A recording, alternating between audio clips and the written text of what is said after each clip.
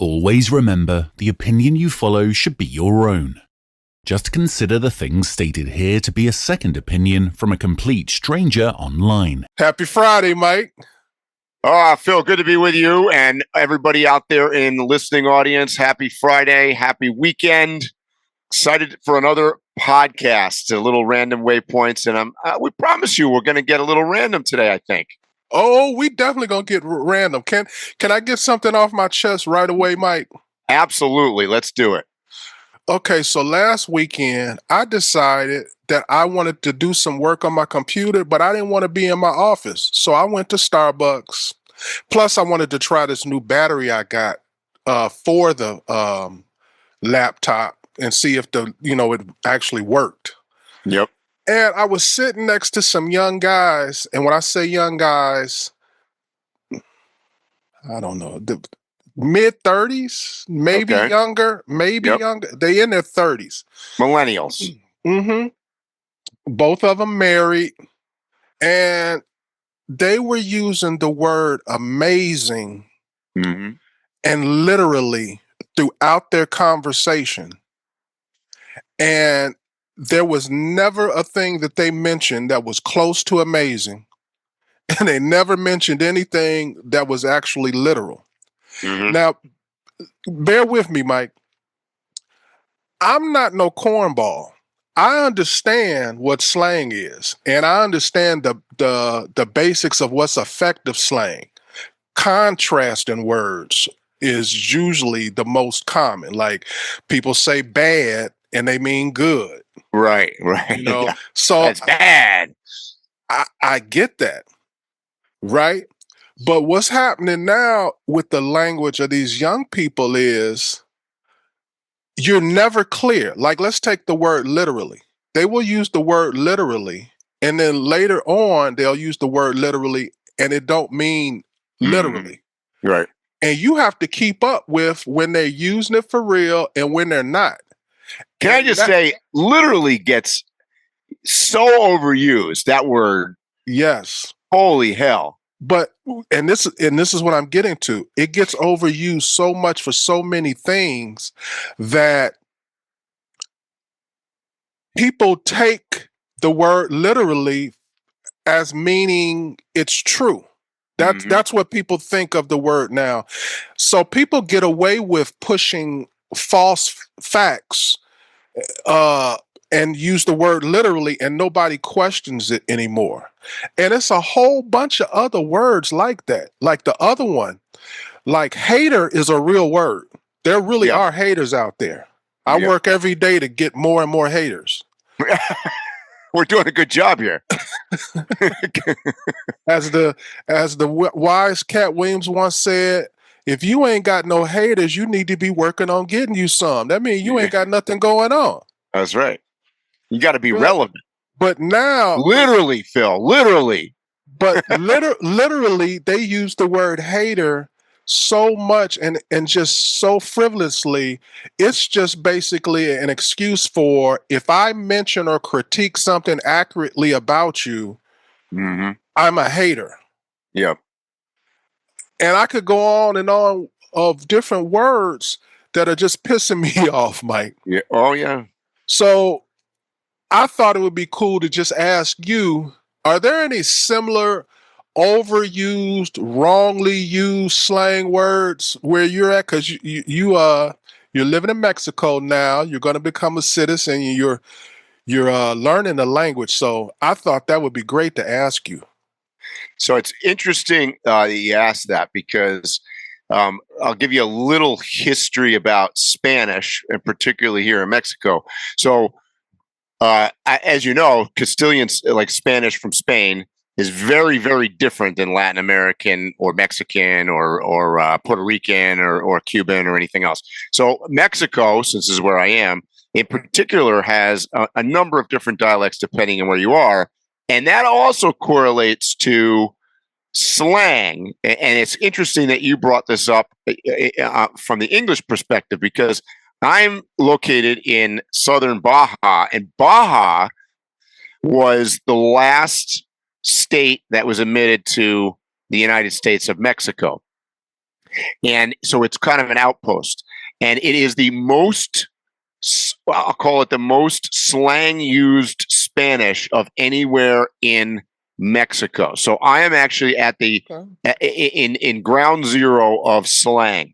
In fact, I go to school at a school in town here in Todos Santos, and we've been very adamant about taking classes in learning like to speak like a local, right? I mean, I don't want to speak like came from Madrid. I want to speak like everybody else does, right? So you can learn a lot of words that may be relevant, and not to say that people won't understand what you're saying, but they wouldn't use them, right? So slang around here. So I made you actually. So Phil sent me this little dialogue about words. So I came up with one, and of course, being myself, and by the way, being slang and where I'm located, a lot of them are bordering. Some of these words that are very used here a lot are bordering on. Similarly to back in America, are bordering on, depending on how you use them, could be swears, could be meaning the opposite of what it means. So I'm going to go right along with you. So it's interesting you brought up something. What was the word you used? Awesome, right? They use awesome all the time. Well, down here, chingon. I hear that word all the time, chingon, because I drive around in my old 1965 Land Rover, and I hear people yelling from the street going, chingon, chingon. And that translates basically as awesome or badass or like cool, right? Now, having said that, chingon comes from the verb chingar, which basically is the equivalent to English fuck. So very similar to like in America where, fuck is like an adjective, a noun, a verb. Depends how you use it, right? It could be good, could be bad, could be all sorts of stuff. So, like chingao. People go chingao, that's damn it. That basically the English equivalent would be like, damn it, chingao. I won't repeat what this says, but like chinga tu madre, you can kind of figure out what that means. Yes, motherfucker, right? Or vete a la chingada. See, so all this comes from the same verb is go fuck yourself. Vete is, go. We say that to the dogs around here all the time. Vete, vete. So vete a la chingada is go fuck yourself. So, anyways, there's an example of a word that on one side means awesome if you're talking about somebody's cool old truck, but it directly comes from a swear word. And I got another one we use a lot, and it's overused in America too. No mames. So you probably even hear that in America sometimes. No mames way is basically no way, dude. No way, or no fucking way, really, because that also borderlines depending on where you are. So in Baja, no mames is pretty common. You can actually kind of say that to a stranger. Like you're like, oh, whoa, no way. If you were on mainland Mexico, like in Mexico City, it's more of a swear. Like you wouldn't say that to like really a stranger or like maybe an older adult or something. Here, you get away with it. So those are two words. I got more. You want more words? At least give me two more. I'm dying to hear. Well, pendejo.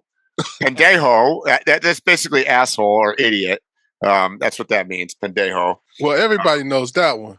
Exactly. So, but my point is, you hear these words here a lot, and what's up. So here you can say, I think people back in America know que pasa, right? People hear que pasa, what's up? They don't really use that here. So in Baja, that's actually a little bit too formal. Here they usually use que onda or que pedo. And pedo actually comes from, it means fart. So it's like, it translates to what's up, but it's kind of more like, what are you farting around or what are you up to? You know what I mean? So we usually use like shooting the shit. Shooting the shit. Yeah, exactly. So we usually just say que onda. Que onda, what's up? What's up, man? Okay. Que onda way. So anyway, here's your Spanish lesson for today. Well, a Mexican Spanish lesson. Thank you, Mike. This particular episode is going to be deeply buried in the algorithm. That's right. Well, they'll be listening to it in the Hispanic world all over. We're going to go big on hey, YouTube now. I know most people listen to this on Spotify or Apple or whatever, but we also post it up to YouTube for the 4 to 12 people that like to watch us. And YouTube now has automatic translation on everything. In fact, I pulled a video up. So my Starlink is out of Mexico City, right? And I pulled a video up of my own video, and I didn't know this, Phil. They voice it over. So I pull up a video of myself, and here I am standing on the screen speaking in Spanish with somebody else's voice overdubbed on me. I didn't know they were even doing that. I didn't do that. That's automatic now. So how do I hear that version of you? I don't know. I think you have to. I don't know. I don't know if there's a setting you can say that you're like located in Spain or Mexico or something. It knows by my IP address that I'm in Mexico, so it assumes that I want to watch YouTube in Spanish. So it's kind of weird. Yeah, I would like to talk to somebody from YouTube. I have many questions. Yeah, like like when I'm going to buy a product, I usually like to research it intensely through YouTube videos. Sure. And let's say it's a new product, and so people are in the process of making the videos. So there's like videos coming out every day. Yep. And I'll go in and I'll go upload. You have it to give you the latest uploads. You set the search for it to give you the latest uploads. When I do that, it's always from other places around the world, and very few of them are from America. Yeah. Yep. Yeah. I mean, we would be billionaires right now if we could figure out the YouTube algorithm. Let me tell you. Oh. So, Mike, I just want to give a few other words because give us some English words. List them. Triggered. Oh God. Do you know how many times? Phil, you just triggered me by saying that word. But I don't even. Triggered. It doesn't. Dude, that shouldn't even be. Can I just say that's a stupid word? It is. It is. Well, it's a stupid word because of what they've made it out to be. Exactly. If it were the rarely used word that signified that something really big has happened that's caused you an emotional change, correct, it would be great. But most often when I hear it is when two people are having a discussion and the person is losing, and they'll say something that don't make no sense and then just say, I know you're triggered now. Right. To like deflect from the conversations. Yeah. So I hear it. And then another one is gaslighting. Oh God. Gaslighting. Yep. I hear that constantly. And to be honest with you, at this point, I'm not even sure I know what gaslighting means anymore, because it's used incorrectly like 98% of the time. It's supposed to be a psychological manipulation to make someone question their reality. Right. How often does that happen? Never. Yeah, never. And then I saved the best for last. Oh, I know what it's going to be. Can I take a guess? Yep. Let's see. It's going to be. I know what you're going to say. You know I'm going to say woke. And you're wrong. Yep. I was right. Okay. But you're close. Okay. It's toxic. Toxic. If I don't like it, it's toxic. Right. And it started out as a woman thing, calling men stuff toxic. Yep. But now I hear men saying toxic. Mm-hmm. I actually can't. I used to could decipher a man's writing from a woman's writing, but you can no longer do that because men, their language has become very effeminate. Like I said, I was sitting in the Starbucks and they were just, that's amazing and this is amazing. And I was like, shut up, bitch. I mean, in fairness, you were in Starbucks. That's true. And I'm in one of those amazing places. Right. That's right. All right, Mike, I got that off my chest. Okay, good. I have another question though. Where's that thing? I'm putting it up on the screen right now. Yep. You sent me some charts, and I did. I know how to read a chart. No good. Well, I'm gonna just shut up. So hopefully more people watch this week Right. and get to see the chart. Mm-hmm. Which chart are we going to talk about? You tell me. You sent me two, so tell me. Well, okay, I'll tell you. And for those of you that are listening and don't see it in front of you, I sent him a chart that is titled "Tariff Revenue Has Soared After Trump's Substantially Higher Levies and Tariffs." And what it doesn't say on this chart is that I think I looked at it separately. Month over month, or I should say year over year, from this month last year, I think the revenue that the United States is generating on inbound goods is up like 330% or something like that. Now, the most interesting thing that I saw, and by the way, in July, so what you're not seeing if you're not looking at this, July 2025, we, meaning the U.S. government, brought in just shy of $30 billion in tariff revenue. The prior month looks like it was just about the same. April, when it started, it was like at 18 billion. So the long and short of it is they're bringing in a boatload of money. Now, what it does not show on this chart, and I did not send Phil another chart that I saw, that to date, basically through the month of July, because obviously the negative impact of tariffs, I think we all know what a tariff is, and maybe for our audience that's wondering where we're going with this, I mean, a tariff basically is going to be passed down at the end of the day, but to the consumer, right? You're going to pay for it by the price of the good going up. However, according to what I just read, 78% of the tariffs to date, in other words, through July, have been eaten up or paid for by corporations, as opposed to the individual end user. So basically, what's happened is that the cost to bring in the widget went up by, say, 20% to pay for the tariff. The widget still costs the same to you or you or I. So the company paid for that. Now, over time, most economists are going to tell you that eventually companies are going to attempt their best to try to figure out how to pass it on to us, but that hasn't occurred yet, by and large. So so a couple things I was interested in, because I heard Trump rambling on as he did. I think he was actually on the roof of the White House or something, wandering around, and he said something about that he was considering taking a lot of that tariff money, which, by the way, I think is like, I forget what it was. It's north of $500 billion. It's like over $500 billion or something like that. And he was thinking about giving checks to sending them back to taxpayers.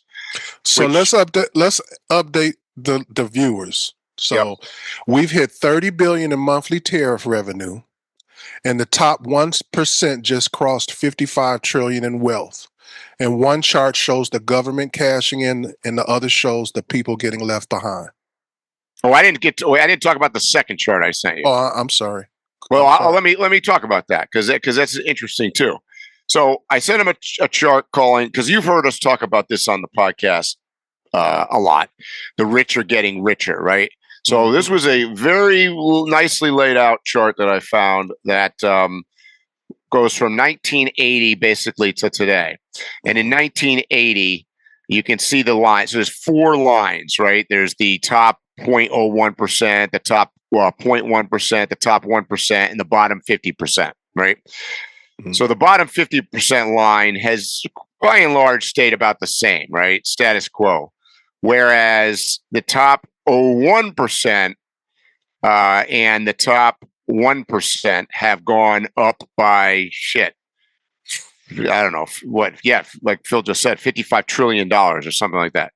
And the disparity is incredible, right? From 1980 to now. So you're looking at what are we looking at? 45, 50 years? Yes.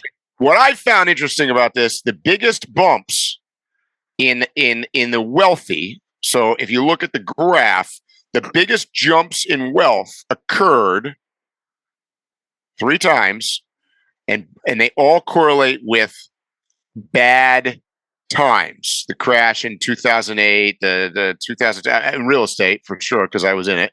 And the biggest increase in wealth occurred to the wealthy during the pandemic, during COVID. It's the biggest jump. So we could talk about it any way you want to talk about it, but I thought that was interesting. Well, what you just mentioned, that's not a singular thing. People who play the stocks and commodities and things like that, and that are educated on it, that's when you make your money. The money is made. That's when the money, yes. So, yes. And that's historically, that's even beyond Western culture. Yep. But what is a little disturbing, and I'll preface this by saying I do think it is a big problem in America right now, over the last 50 years, where there's been such a great transfer of wealth. And by the way, this chart, I shouldn't even say this on the podcast, but and I did verify it for accuracy, so it is pretty accurate. It was posted, I saw it popped up in my feed. It was posted by Bernie Sanders, who by the way, harps and harps and harps about, the wealthy getting wealthier and whatever. By and large, he's right. And my big problem with it is if you look at through history from the Industrial Revolution, the wealthy have always been considerably wealthier than the poor people in the middle class. There's no question about that. Because even back in 1980, they were accounting for 5 trillion, and and everybody else was accounting for jack shit. But today, we're still accounting for jack shit. Now those wealthy people are accounting for 55 trillion. So 50 times what they were in 1980. Whereas, so what's being eaten up largely is the middle class. And I can tell you from history, when you look at other countries, particularly developing nations, where there's a disparate difference between, your rulers and your wealthy people. Like take any country, Congo or India, or I can go on, where there's not very much of a middle class. It's wealthy and poor. America is definitely moving in that direction. And unfortunately, history will show you that doesn't end well, typically. I'm in 110% agreement with you, bro. I was waiting for some kind of conflict in our opinions, but well, yeah, no, that big bump during the COVID thing is interesting because, like you said, bad times create wealth for people that have, particularly have deep pockets. On top of that, I would argue that they made a lot of money on it because, look, this was almost a I don't say fabricated pandemic, but it was financially, it was largely fabricated. And there was a lot of transfer of money going on because the people that had the power, look, they produced pharmaceuticals that were pushed down people's throats. That they were making hand sanitizer like it was water. They were making masks. Companies sprung up overnight. Shit, we're recording this right now on Zoom. Right. The pandemic created Zoom. So think about it. The guys that own Zoom and created Zoom are part of this. The rich getting richer, right? I mean, that's what happened. Yeah, they were nothing before this. They were nothing. They were just like some little cool app that some people use. Exactly. Now it's a standard. So you can see what occurred then. And not to say that the pandemic was fabricated, but it was certainly taken advantage of. And then a huge amount of wealth was transferred from the federal government, quite frankly, to businesses and corporations in the form of PPP money and government subsidies and whatnot, which in many cases, I don't want to say they were unnecessary, but in many cases they were unnecessary, quite frankly.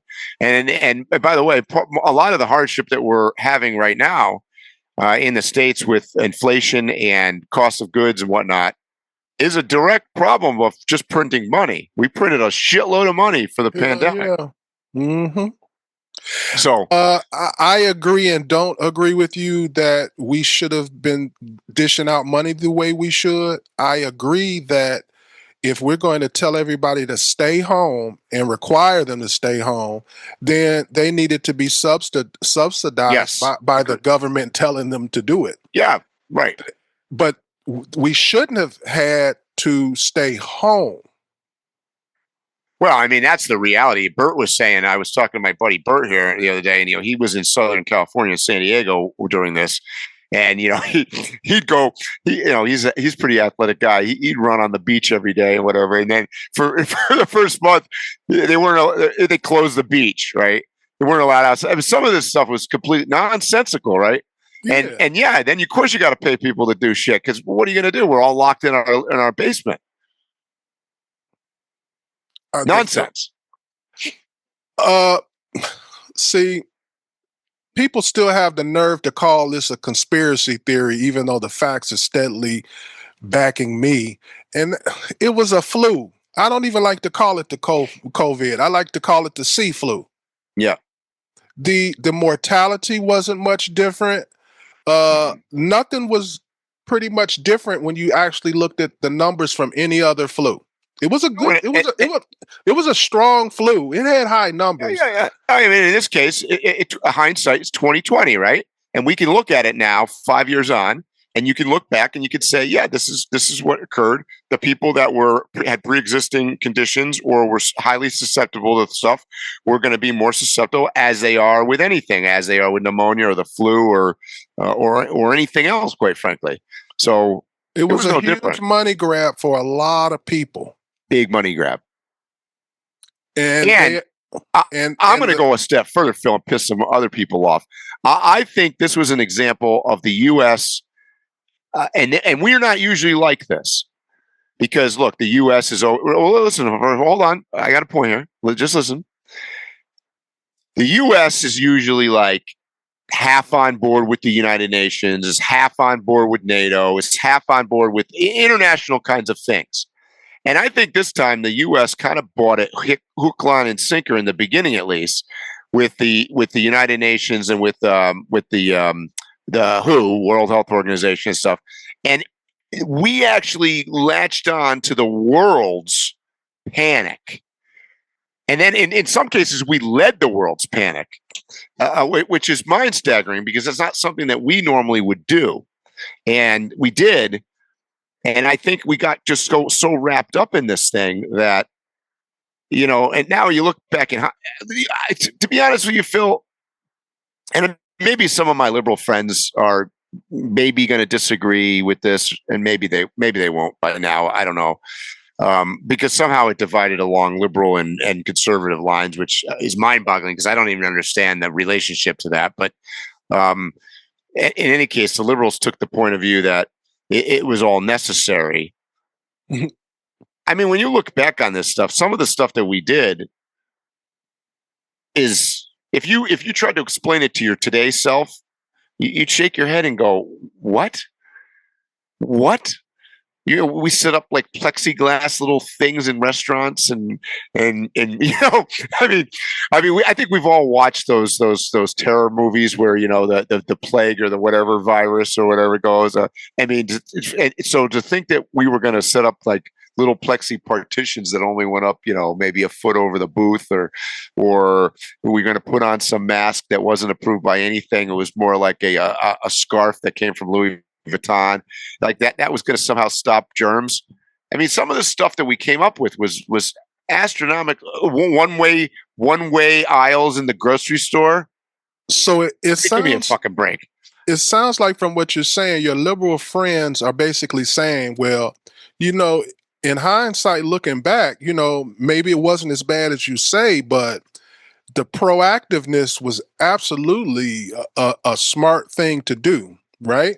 Well, I'd blame my liberal friends, those same friends I would blame for making the rich richer, because that's what they did. Well, where I was going to go with that is I dispel that excuse, because it's just, I'll give you another.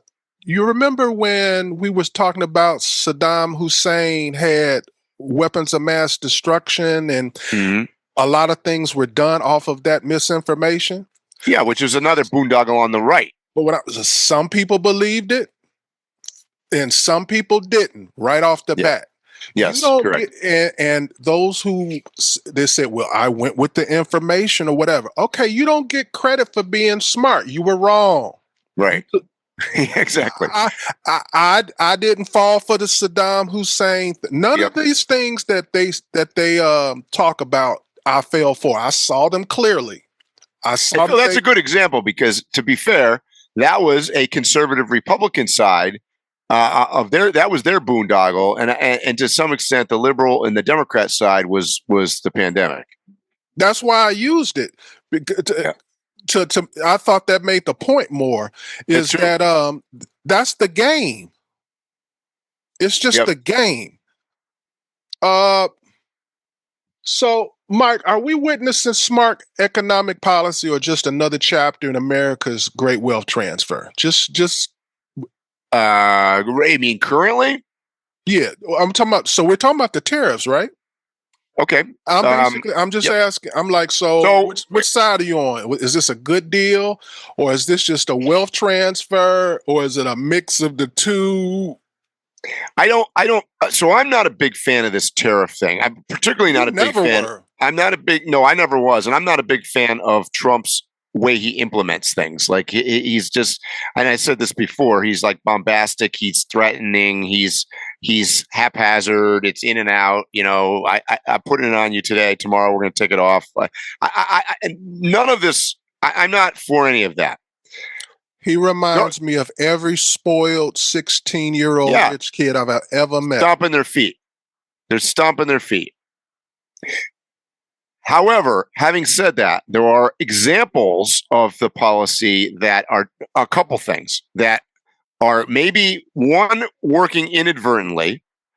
There are parts of it that appear to be benefiting us successfully, maybe even in spite of it, of his policy. But as an example, we were able to largely get Europe to acquiesce and get Europe to pitch in with Ukraine and with NATO and with the tariffs and various other things where it's largely worked.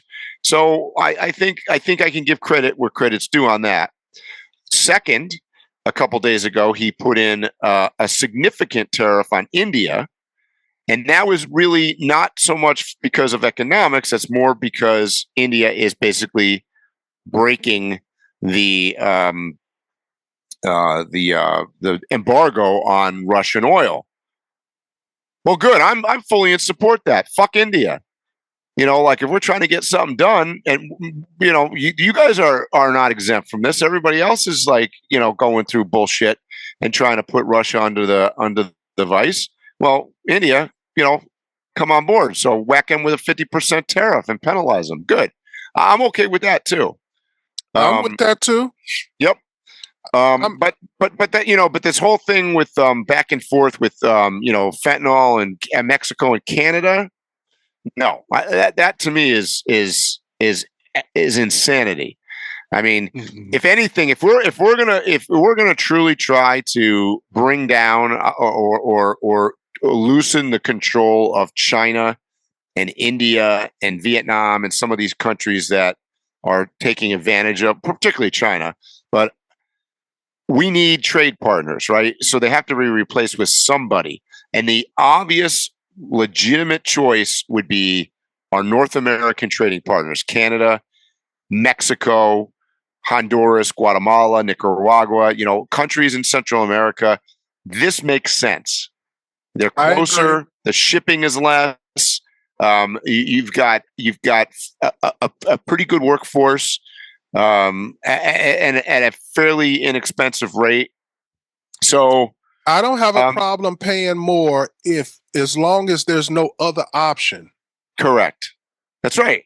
And if I know that me paying that extra is going to pay for a guy to work one job and be able to pay all his bills, I'm willing to pay the extra. But I don't want the Chinese product option there Because then I feel like an idiot paying. You're an idiot. It's like what Tim Cook said. Look, if I sold 2 iPhones and we sold an iPhone that was assembled in China and we sold a American edition, a red, white, and blue iPhone that came across and it was like, all 100% made in America, blah, blah, blah, but it costs $1,000 more. Very few assholes are going to buy the iPhone that costs $1,000 more because it was assembled in, Texas. Mm-hmm. It's just not going to happen. You brought up Tim Cook. Yesterday, he just basically signed $1 trillion deal to one, bring back the manufacturing here and to mine for the resources here. So that was the bigger deal to me. Well, it is, and particularly, but he's honest, and Trump is actually sounds like Trump is actually understanding what Tim Cook is saying now. Is that look, we can bring back $1 trillion worth of stuff into the United States. It basically, by the way, that was part of. I got to give Trump some credit on this too, because I think that was also successful.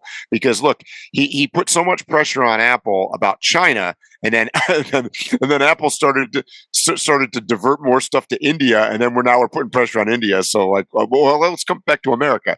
So that actually seems to be working. And that's how it should be. You should, as it should be. Everywhere you go, you feel uncomfortable. I need to bring my ass home. Yeah, exactly. So, but Tim Cook was honest.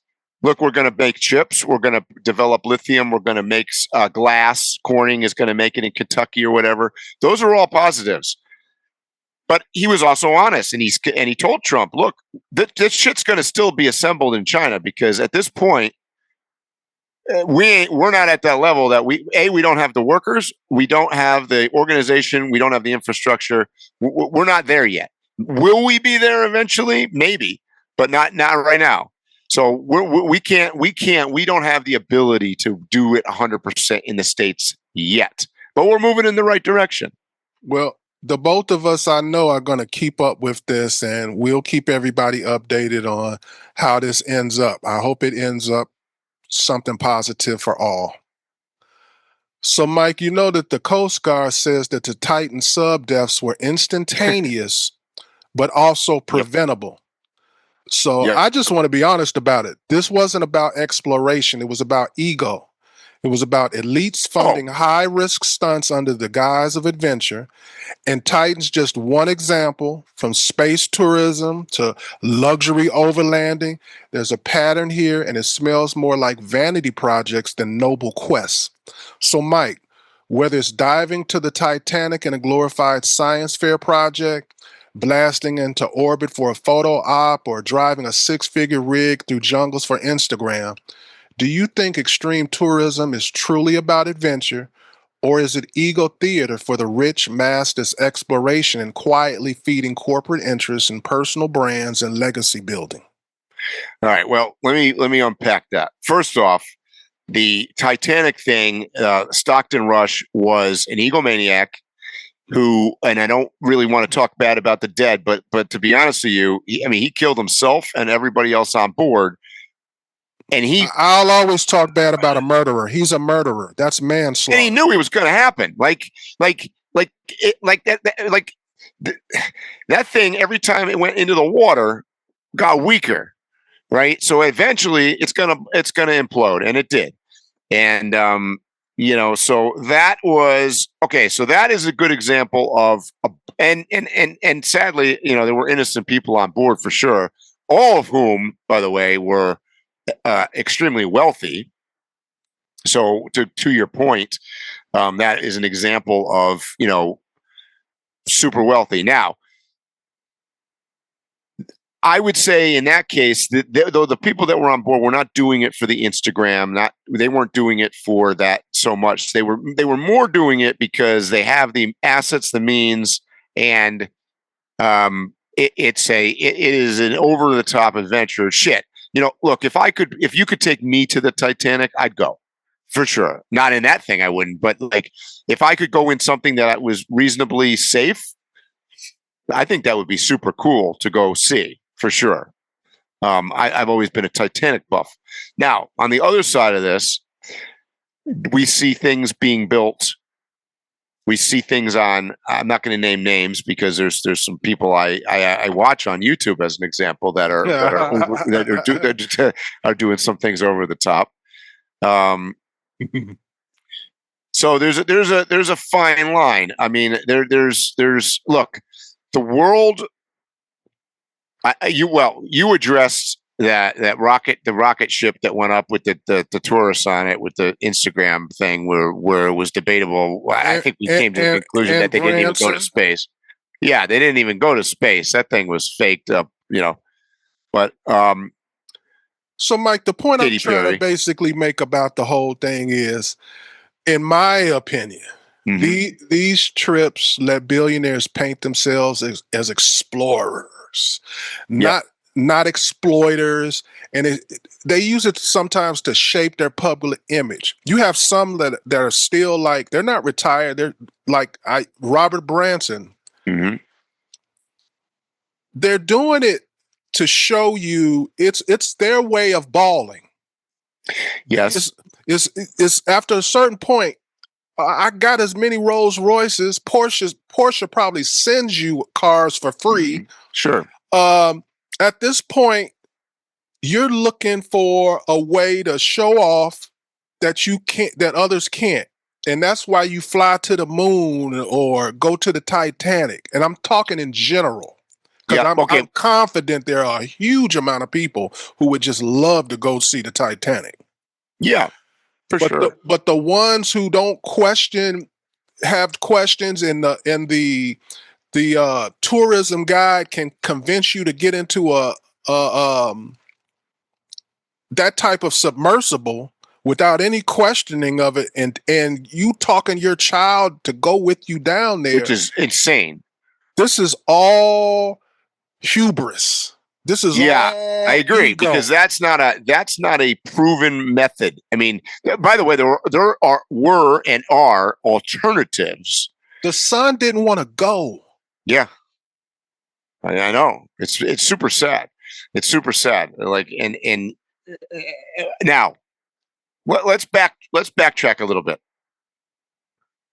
We've talked about this in relationship to the overlanding world, and it's been a beef of mine and yours for a long time that there's, you go to some of these overland shows, and the vast majority of the show is about the glitz, the glam, the things you strap onto your truck that are not unnecessary, often untested, often don't make any sense once you buy them, and you're like, what the hell am I going to do with this piece of garbage that I bought? It's stupid. So there is definitely the hubris and the show factor involved in that. Now, but on the other side of that, Phil, I'm going to use a good example here from some of our friends, and I will mention their names in this. Very recently, this is big overland news, that Clay Croft from Expedition Overland, and those guys got picked up by their Greenland expedition. Actually, it got picked up and is going to be put on the big screen, which is great news. So now you could say, look, I equate this to sort of like, let's think about it this way: Captain Cook or Christopher Columbus, right? These people were explorers, pushing the boundaries of things, heavily funded, right? Money. They had money. Let's just face it. Like the poor people aren't going out and exploring the world like throughout history. Jacques Cousteau. These people were heavily funded. And so I use this a little bit as example. Not all of us, not everybody in overlanding is going to be able to ship a bunch of trucks to Greenland and go across Greenland.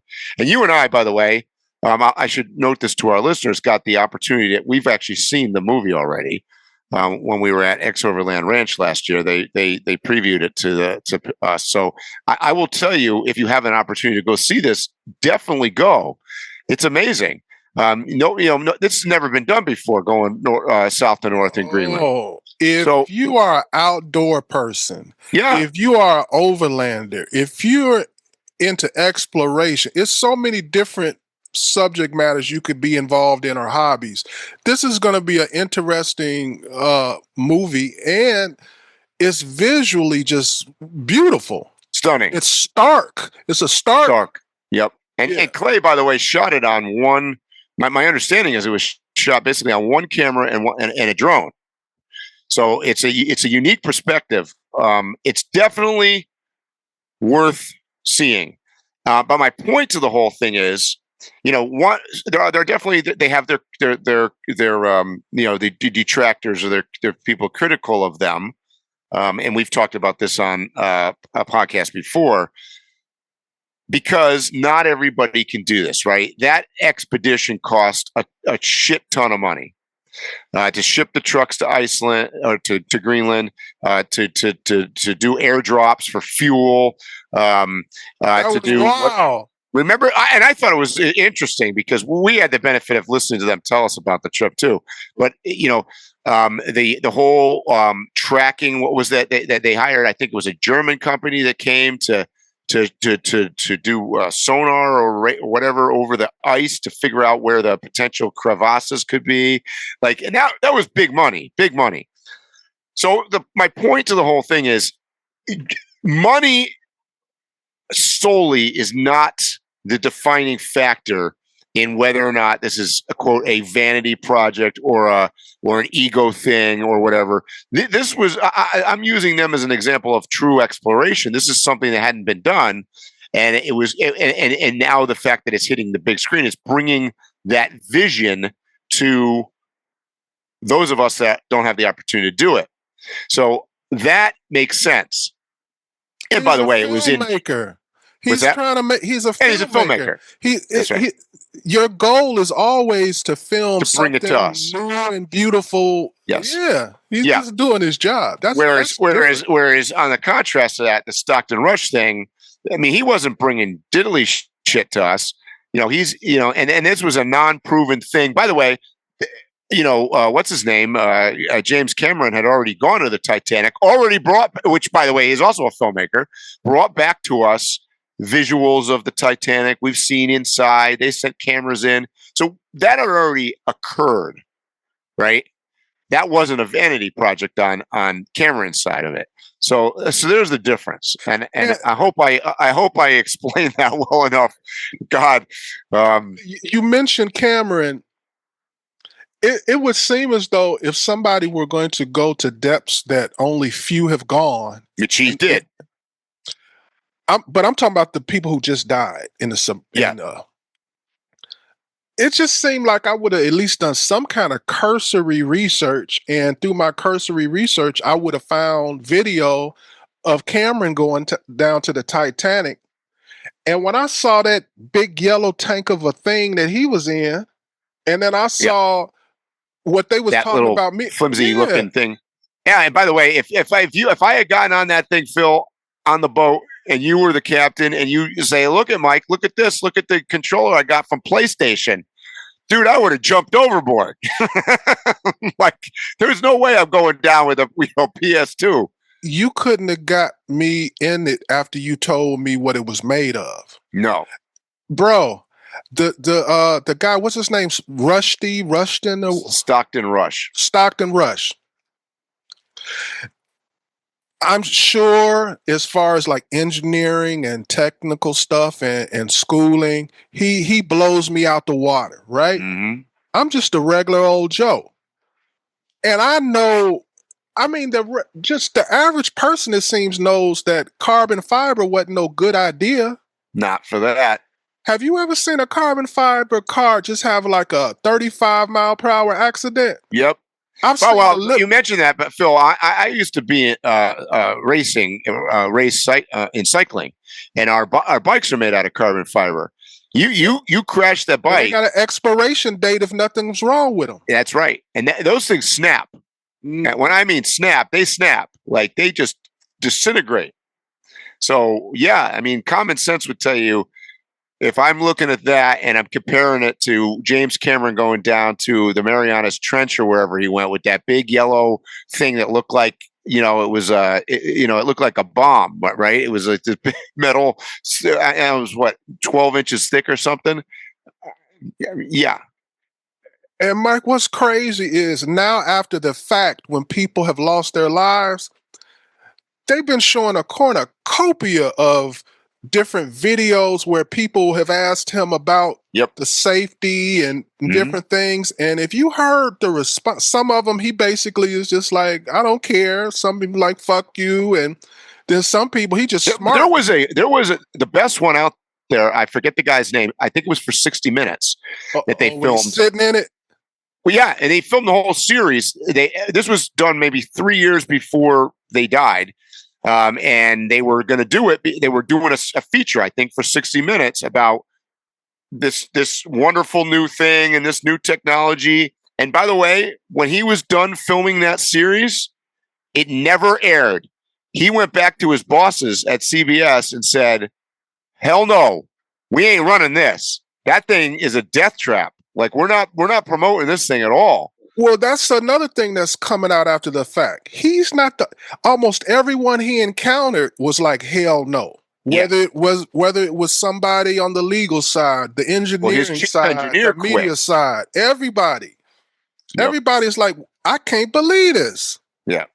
But that's also indicative of, this is a good example of when you got a certain amount of money, or you have access to a certain amount of money, you can pretty much do anything. Law, rule, regulation, common sense, all that goes out the window.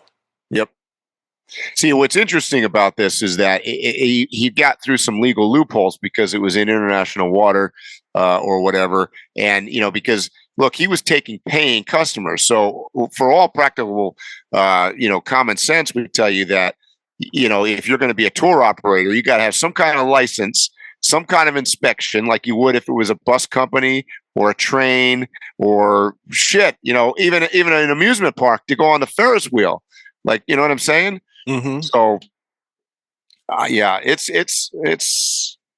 Well, from my understanding, no mame's way. From my understanding, still to this day, I could make a carbon fiber submersible and do the same exact thing. From my understanding, there's still like no regulations or laws or anything. Probably not. Probably not. I don't think you're going to convince anybody to go with you, though. Well, bro, that's kind of like my point. I believe that the right person with the right pitch can convince ego-driven, hubris-having rich folks into doing almost anything. Maybe. Yeah. At a certain, you got to understand, these people are extremely jaded when it comes to anything normal. You can't excite them with no regular vacations. Right. Yeah, they want to go to Jurassic Park. Right. Right? They want to go see dinosaurs. Mike, I'm so far from that kind of money. I think that there might be a Jurassic Park. You just don't know about it. I just don't know about it. Right. Because I have come across things where I was like, oh, wow. If you got the money, I've seen things like that. Yeah. And let's stick even with the Jurassic Park. 2 states over, we got genetic wolves, just like Jurassic Park, going around in the forest. That's right. We talked about that. Dire wolves. The dire wolves. Yeah, we talked about that. Yeah. So trust me, that's going to end up being some kind of thing where in order to get money to keep this thing going, they're going to get billionaires to come to that encampment and maybe spend a day with the wolves and stuff like that. Yep. I'm confident of that. Yep. Because at the end of the day, it's about money, right? So, I mean, the whole reason that Rush was bringing them down to the Titanic was to generate the money to continue the operation of his company and building new crazy things that aren't going to work either. So, hey, I want to bring up one thing. I don't know where you're going next, Phil. We would be remiss if we did not mention that it sounds like that the end of the line is coming for Howard Stern. And since we're in the podcast world here, I think it's worth mentioning. And I want to ask you, do you think, because I immediately heard that, I heard Nothing can happen nowadays without it somehow being blamed on politics. And I heard immediately somebody say, "Oh yeah, well that's because he went out and supported Harris and the left, and now he's falling to the wayside, similarly to the way that what's his name did on late night TV." What do you think about that? I think that might be 10% of the reason, or something. I don't think it's the majority. I don't know if his numbers have dipped or anything like that, but if they had, he used to get. I'm not even talking about back in the day. I'm talking. Yeah, about I know, but even since he's been on, later in Sirius XM, he was getting a couple million, I think, and now he's down at like 140,000 or something like that. So yeah, of course he's become less relevant. As, by the way, is something I brought up last week. My point to the whole thing is, and I think he's aged out of media. And I think it's more than just him. I think Sirius XM is aging out of the medium that people are going to watch and listen to, because I just think that is an old. I mean, it's not. He went from terrestrial radio back in the day, which for all practical purposes at this point is dead. Mm-hmm. I think Sirius XM is becoming irrelevant as well, because I just think that's not a streaming service that people are. I think it's all going to streaming more. I just do. I mean, yes, of course we can stream or we'll listen to Sirius XM as well, but like, I think you're picking up your person. He's another one that I think will go to YouTube or go somewhere else and make more money than he is there anyways. I agree with that. How do I say this? One, he's aged out. He's like 71 or something like that, right. I think. And I'm not saying he's too old to have a large voice anymore, but he's not pulling in the demographics that ad people want. Mm-hmm. So he's less attractive in his position now. Well, he was way more attractive in the beginning, I think, when he had a show. Mm-hmm. When he was a shock jock and he had a show with a bunch of cast of characters and whatnot. Now he's, which by the way, he's very good at. He's morphed into more of an interviewer, more of a podcaster kind of based person, and he's good. Don't get me wrong, but it's not what he was known for. So I agree. I think that's different. So I wanted to address when you were saying about Sirius XM days are numbered. I believe that their days are numbered too. And the main reason is because, like, if I'm interested in hearing if I hear something, I actually have Sirius in all my vehicles. I have Sirius here as well, right here in my truck. But I'm home most of the time. Yep. So if I want to listen to something on Sirius, I go to the internet. I don't go. Me too. And even in my vehicle, sometimes, you know what I'll do? I have my phone already plugged up to CarPlay and everything. Yep. So I try to use the phone to listen to everything. Correct. Even if it's Sirius XM. I either go. Same with me. I play my Sirius XM behind me on my Amazon device. So, you can put it on through the Amazon thing, and I've got it on there. I question why I'm still paying for Sirius XM, because I'm paying, I don't know, what is it, $10 a month, I think. I think I'm paying more than that. But it's $17 or something. Yeah, because it's per unit or something. But because I don't have the units, I have it through the internet now. Because I'm driving a truck that has Starlink on it, so I'm always streaming it through the internet. So I think that's what I pay. But why? Because I can turn around right now and go, Alexa, play Ozzy Osbourne, and that's coming through Amazon. And the kids are more apt to do what you just described than us old farts. Correct. If it ain't on their phone, it don't exist. Right. Right. Yeah. The days of installing. Remember, you used to be able to buy the Sirius XM I don't know what you call them, radios, I guess, right? The transponder radio, whatever. And then obviously many cars came, pre-installed or full installed anyways. But I just think that's I think that's a fading thing. I think it's a fading thing. I think it'll go strictly to being online at a certain point, and then it'll just fade away because it won't be able to just compete with the masses. Yep. Unless somebody smart comes in and says, let me grab all of these top content creators and put them on Sirius XM. And then they still have to go to the internet. So stay tuned for random waypoints on Sirius XM channel 12.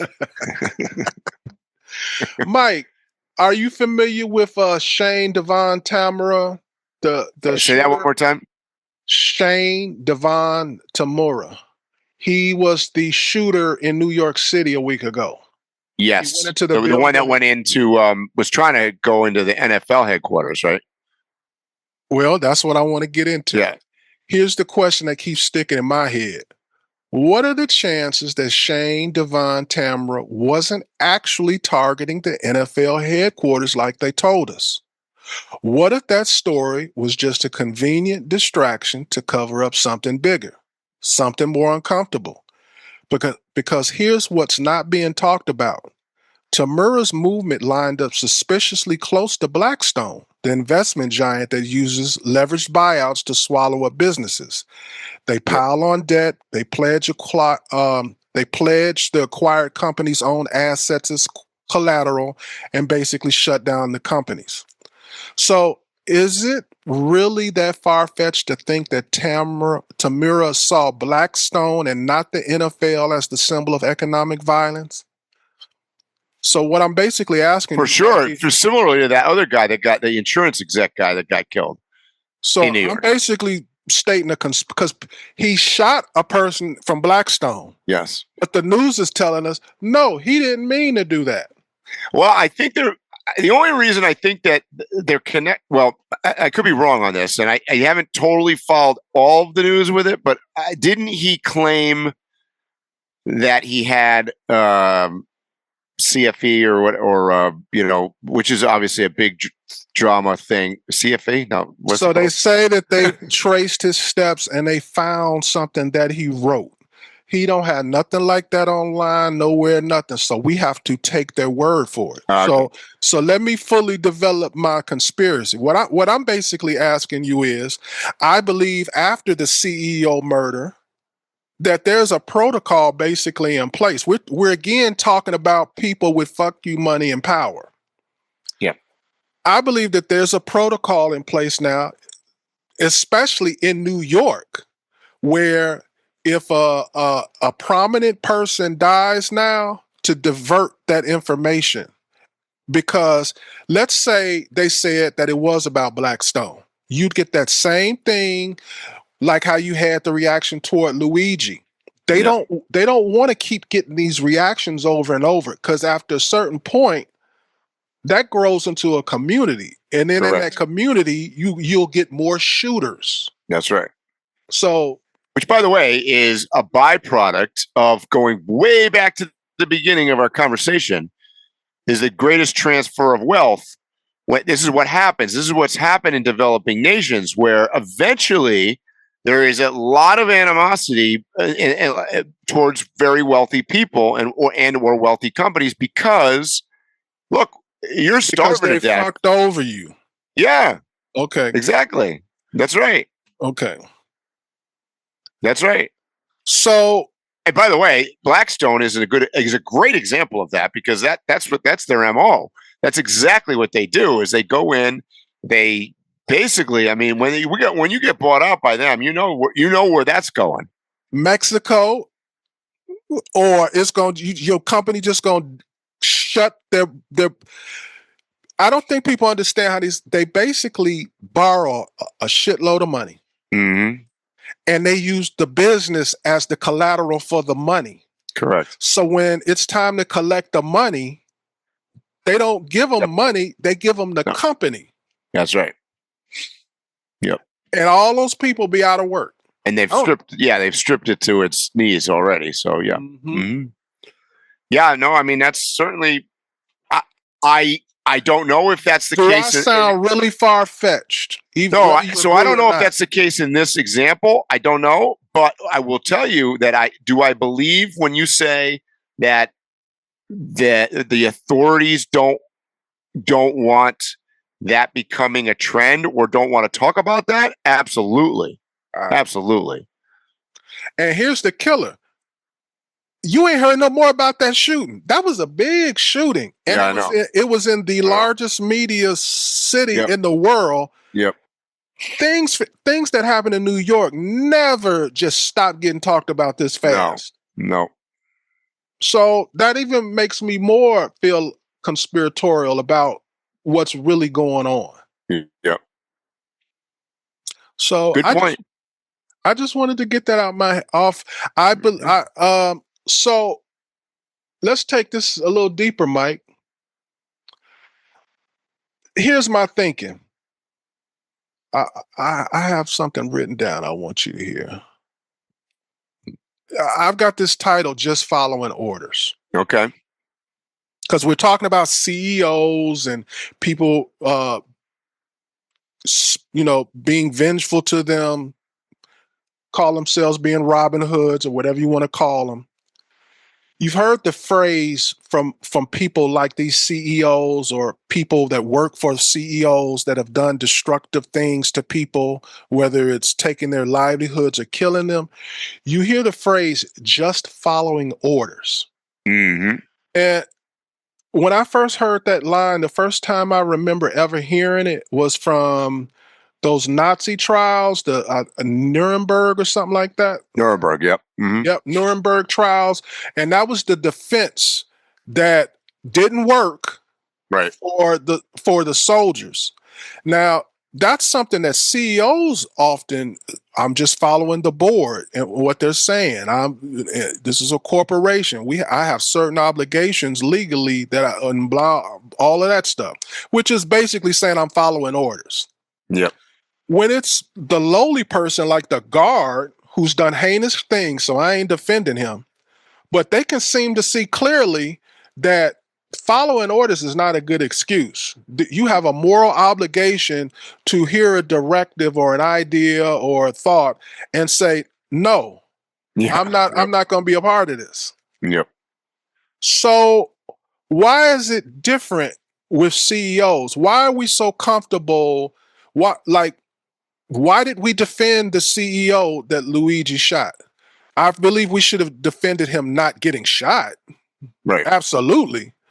But I heard people throughout and it was like, well, he's just the whatever. He's doing his job. If he don't do the job, he'll get fired and they'll get someone else and stuff like that. So what is your thought about the levity of using just following orders or anything similar to that? Well, ironically, I mean, you would expect that the CEO is the person that's supposed to chart the course of the business. So following orders would be less likely to come from the CEO. And I understand there's board of directors and stuff, but the board of directors hires a CEO to chart a new course or make decisions, right? And before he get voted in by that board to be a CEO, he had to be talking like he was going to do the things that they want. Yes, that's right. Yep. Okay. So I didn't understand what your point was then. I don't know what my point was. Was there supposed to be a point to that? I think that CEOs should be treated like our lowly military people.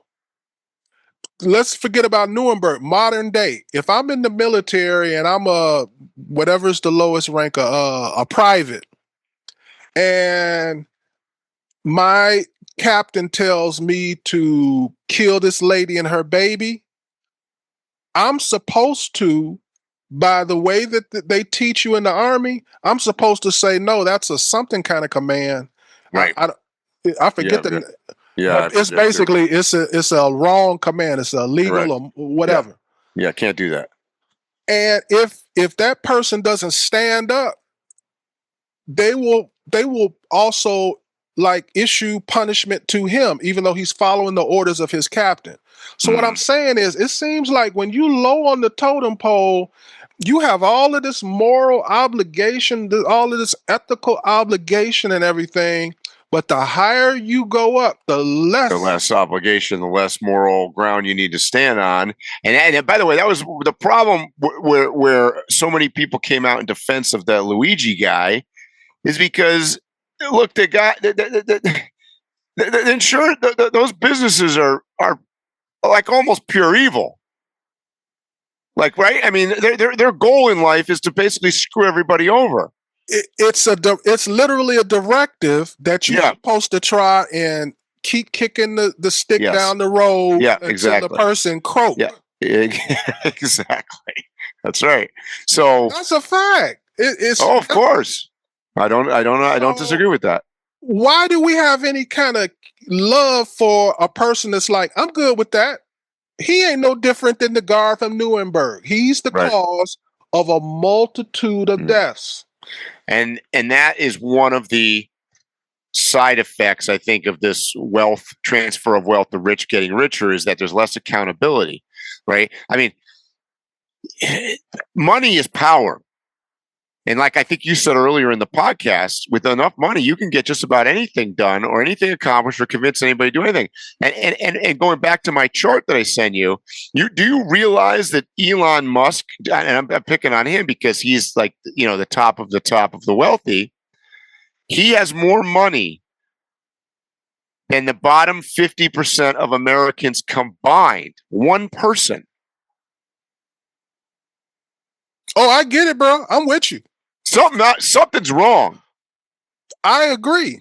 And something's wrong. Fundamentally, look, I am a huge fan of capitalism. I'm a huge fan of CEOs making a lot of good bank.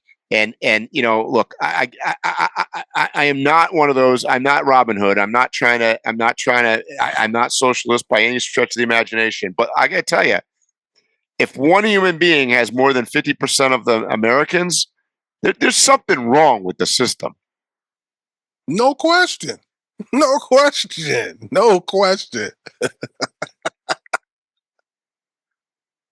Mike, I want you to realize that we spent this whole this podcast bitching and moaning and complaining and wait, something was different? I think it was. No, we did not. We usually have like a comedic moment. We announced and we let everybody know, if you haven't heard, that Expedition Overland's got their Greenland movie coming out on the big screen. That's a big deal in the Overland world. I'm excited about it. You should go see it. That was positive and not bitching. I 110% agree on that. Like I said before, you don't have to be an overlander to enjoy that movie. It's got all the bells and whistles. Mm-hmm. A lot of drama, a lot of reality show stuff, a lot of really tough decisions had to be made. I watch a lot of people in their explorations and travels and whatever you want to call it. And some things I'm like, wow, that's awesome what you did, but I don't want to do it. That was one of the ones. Yeah. Because that looked cold. Yeah, I didn't want to do it either. I'm with you. Yeah. No, I'm not. No, they look cold. They would not have enjoyed my company because I would have been in the car the whole time. I felt so sorry for that mechanic. Not to give much away of the movie, but like the fact that they had to basically almost sleep in the car and just sit. Wow. Just watch it. Just take our word for it. Watch it. You got anything else you want to say, Mike? No, I think we covered the random waypoints today. All right, guys, you know what I'm going to say. Tread lightly, stay safe, and hopefully we'll see you here or on the trail soon. You have been listening to Waypoint Overland's Random Waypoints. Like, subscribe, and stay tuned for more.